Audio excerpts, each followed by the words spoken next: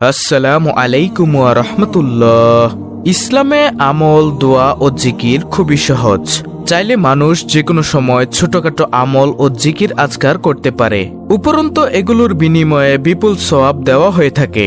আল্লাহ তাআলা সন্তুষ্ট হয়ে অগণিত পুণ্যে সমৃদ্ধ করেন এবং আখিরাতে সর্বোত্তম বিনিময় দান করেন। প্রিয় দর্শক, মুসলমানদের স্থায়ী ঠিকানা হলো জান্নাত। পৃথিবীর জীবন ক্ষণস্থায়ী, পরকালই অসীম অনন্ত।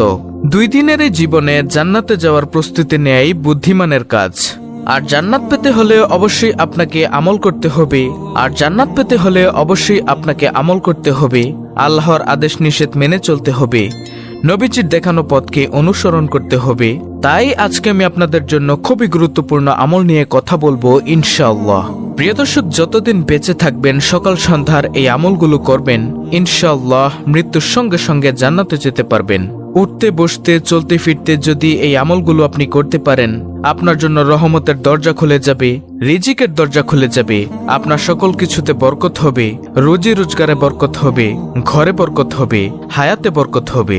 আপনার সকল কাজে আল্লাহর গায়বী সাহায্য আসবে, দুনিয়া ও আখিরাতের ভরপুর কল্যাণ অর্জন হবে ইনশাআল্লাহ। আমি নিশ্চিত আজকের এই আমলের আলোচনাটি আপনার জীবনের মোড় ঘুরিয়ে দিবে ইনশাআল্লাহ।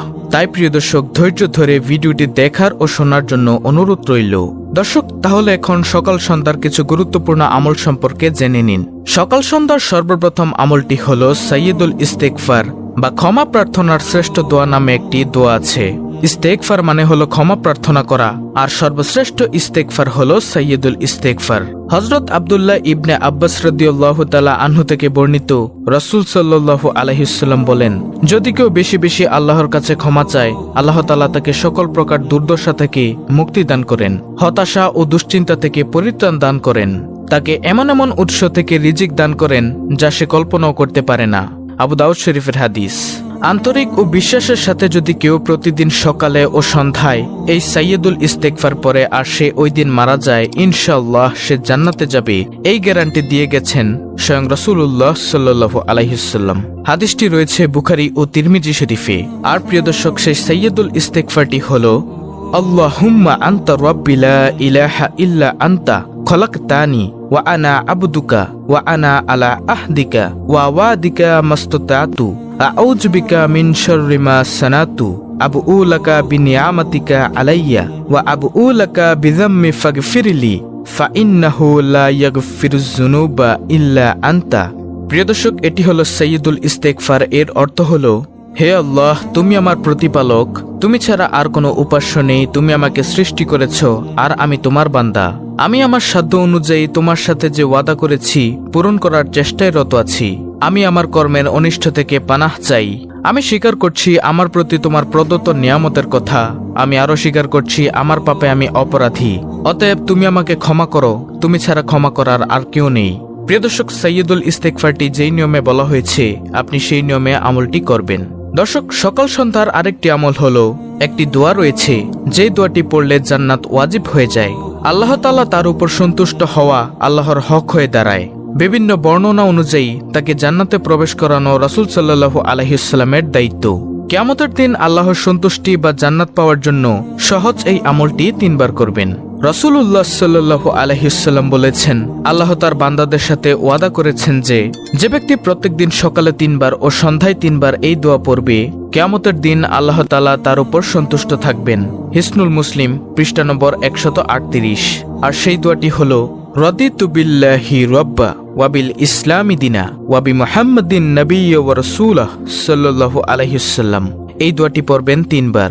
এর অর্থ হলো, আমি আল্লাহকে রব হিসেবে, ইসলামকে দিন হিসেবে এবং মুহাম্মদ সাল্লাল্লাহু আলাইহি ওয়াসাল্লামকে নবী হিসেবে পেয়ে সন্তুষ্ট। দর্শক, দোয়াটি আমি আবারও বলে দিচ্ছি। দোয়াটি হলো, রাদিতু বিল্লাহি রাব্বা ওয়া বিল ইসলামি দিনা ওয়া বি মুহাম্মাদিন নাবিয়্যা ওয়া রাসূলা সাল্লাল্লাহু আলাইহি ওয়াসাল্লাম। প্রিয় দর্শক, সকাল ও সন্ধ্যার আরেকটি আমল হলো, দুনিয়া ও আখিরাতের যে কোনো টেনশন বা দুশ্চিন্তা এবং মানসিক অস্থিরতা থেকে বেঁচে থাকার জন্য আমল। এই আমলটি করবেন 7 বার। রাসূলুল্লাহ সাল্লাল্লাহু আলাইহি ওয়াসাল্লাম বলেছেন, যে ব্যক্তি সকালে ও সন্ধ্যায় 7 বার এই দোয়া পাঠ করবে, আল্লাহ তার সকল চিন্তা, উৎকণ্ঠা ও সমস্যা মিটিয়ে দিবেন। সুবহানাল্লাহ। দলিল, হিসনুল মুসলিম 132 নং পৃষ্ঠা থেকে 133 নং পৃষ্ঠা। আর উল্লেখ্য এই দোয়াটা সূরা তাওবার সর্বশেষ 129 নম্বর আয়াতে আল্লাহ তাআলা পড়ার জন্য বলেছেন, আর তা হলো হাসবিয়াল্লাহু লা ইলাহা ইল্লা হুয়া আলাইহি তাওয়াক্কালতু ওয়া হুয়া রাব্বুল আরশিল আজিম। প্রিয় দর্শক, দোয়াটি আমি আবার বলে দিচ্ছি। দোয়াটি হলো হাসবিয়াল্লাহু লা ইলাহা ইল্লা হুয়া আলাইহি তাওয়াক্কালতু ওয়া হুয়া রাব্বুল আরশিল আজিম। অর্থ হলো আল্লাহই আমাদের জন্য যথেষ্ট, তিনি ছাড়া আর কোনো মাবুদ নেই, আমি তারই উপর নির্ভর করছি, তিনি মহান আরশের প্রভু। প্রিয় দর্শক, দোয়াগুলো ভিডিও স্ক্রিনে উচ্চারণ সহ দেওয়া আছে, আপনারা সেখান থেকে মুখস্থ করে নেবেন। দর্শক, সকাল সন্ধ্যার আরেকটি আমল হলো 4 জন দাস মুক্ত করার সমান সওয়াব পাওয়ার আমল। আর এই আমলটি করবেন 10 বার। আর এই আমলটি 10 বার করলেই 4 জন দাস মুক্ত করার সমান সওয়াব পাবেন।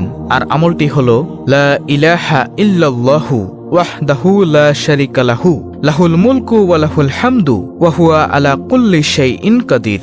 নবী করিম সাল্লাল্লাহু আলাইহি সাল্লাম বলেছেন, যে ব্যক্তি লা ইলাহা ইল্লাল্লাহু ওয়াহদাহু লা শারীকা লাহু লাহুল মুলকু ওয়া লাহুল হামদু ওয়া হুয়া আলা কুল্লি শাইইন কাদির দিনে 10 বার পাঠ করবে, সে ব্যক্তি ইসমাঈল আলাইহিস সালামের বংশের 4 জন দাস মুক্ত করার সমান সওয়াব পাবে।